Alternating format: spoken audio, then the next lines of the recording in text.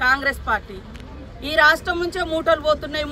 నీకు అలవాటు ఉంది ఈ దేశంలో, మరి తెలంగాణ పేరు పెట్టుకొని నువ్వు పార్టీ ఏర్పాటు చేసుకొని అలా అత్యధికంగా డబ్బులున్న పార్టీ ఏది, అత్యధికంగా ఇన్కమ్ ఉన్న పార్టీ ఏది అంటే బీఆర్ఎస్ పార్టీ అనేది వచ్చింది వాళ్ళకు.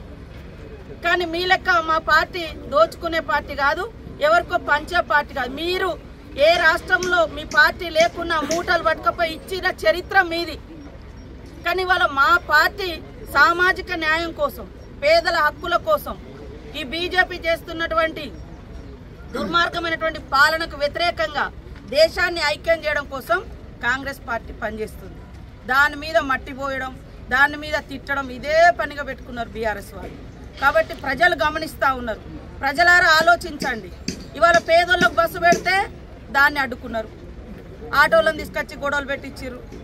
ఇవాళ రైతు రుణమాఫీ చేస్తే కాలేదని, అరే నేను లెక్కలు తిస్తున్నా, నా దగ్గర ఉన్నాయి.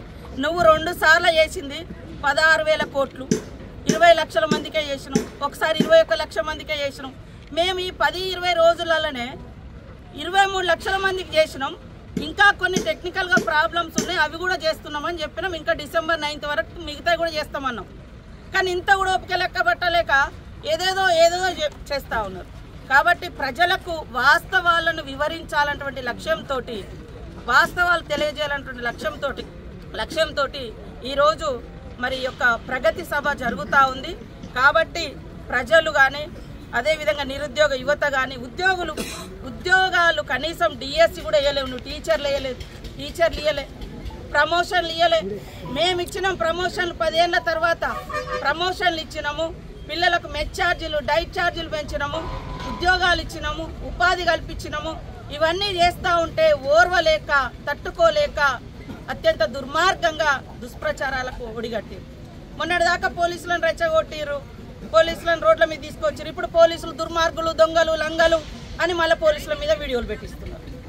ఓకే, పర్టికులర్గా ఎక్కడైనా లోపాలు జరుగుంటే చెప్పండి, సరిదిద్దుకుంటాం. కానీ మొత్తం వ్యవస్థనే తిట్టే పని చేస్తూ ఉన్నారు. అంటే వాళ్ళు ఉన్నప్పుడు ఎవరు నోరు మీద పట్టు, వాళ్ళు అధికారంలో లేకుంటే మాత్రం ప్రతి ఒక్కరు రోడ్ల మీద వచ్చి కూర్చోవాలి, ప్రతి ఒక్కరు గొడవలు పెట్టాలి. ఇది వాళ్ళ సిద్ధాంతం.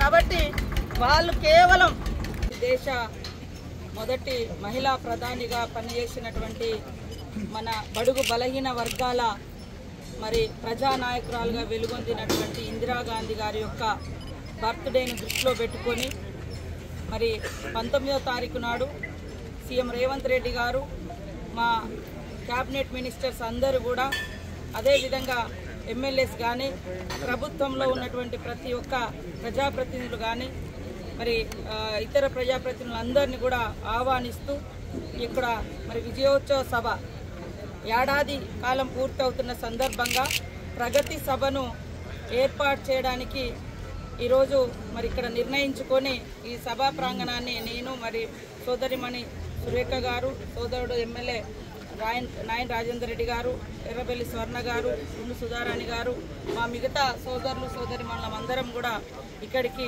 రావడం జరిగింది. హన్మకొండ ఆర్ట్స్ కాలేజ్ అనేది ఇందాక సురేఖ మేడం చెప్పినట్టుగా, సురేఖక్క చెప్పినట్టుగా ఒకనాడు బీసీ గర్జన, ఆ తర్వాత రైతు గర్జన, ఈరోజు మొదటి ఏడాది మరి ప్రజాప్రభుత్వం కంప్లీట్ చేసుకొని ప్రగతి పదంలో ఏడాది మొత్తం కూడా నడిచిన సందర్భంగా నిర్వహించుకుంటున్నటువంటి సభకు అశేషంగా తరలి రావాలని ప్రతి ఒక్కరిని కోరుకుంటూ, ముఖ్యంగా మహిళలను సంబంధించినటువంటి ప్రగతి నివేదికగా ఈ సభ జరగబోతుంది. దాదాపుగా 50,000 మంది మహిళలు ఈ సభలో పాల్గొనడం జరుగుతూ ఉంది. మహిళల కోసం మన సీఎం గారు కానీ, ఈ రాష్ట్ర ప్రభుత్వము అనేక ప్రత్యేక కార్యక్రమాలను కూడా చేపట్టి 1 కోటి మంది మహిళలను కోటీశ్వరులుగా చేయాలన్నటువంటి లక్ష్యంతో మేము వచ్చి రాగానే మరి అమ్మ ఆదర్శ పాఠశాలల పనులు కానీ, అదేవిధంగా మహిళలకు కుట్టు పనులు కానీ, యూనిఫామ్స్ ఇచ్చి వాళ్లకు ఆర్థికంగా భరోసా కానీ, ప్రతి సంవత్సరం 20,000 కోట్ల రూపాయలతోటి వాళ్లకు వ్యాపారాలు 17 రకాల వ్యాపారాలను కానీ ఇవ్వడం జరుగుతూ ఉంది. వాటితో పాటు ఇప్పుడు 110 కోట్లతోటి మరి జిల్లా మహిళా భవనాలు, మహిళా సమైక్య భవనాలను కూడా, ఇందిరా మహిళా సమైక్య భవనాలను కూడా 22 జిల్లాలలో ఇక్కడ నుంచే ప్రారంభించడం జరుగుతూ ఉంది. అదే కాకుండా ఆర్టీసీతో కూడా మహిళా సంఘాలకు ఎంఓ కుదుర్చడం జరుగుతుంది. అంటే ఆర్టీసీ బస్సెస్ కూడా మహిళా సంఘాల ద్వారా నిర్వహించడం జరుగుతుంది. అదే కాకుండా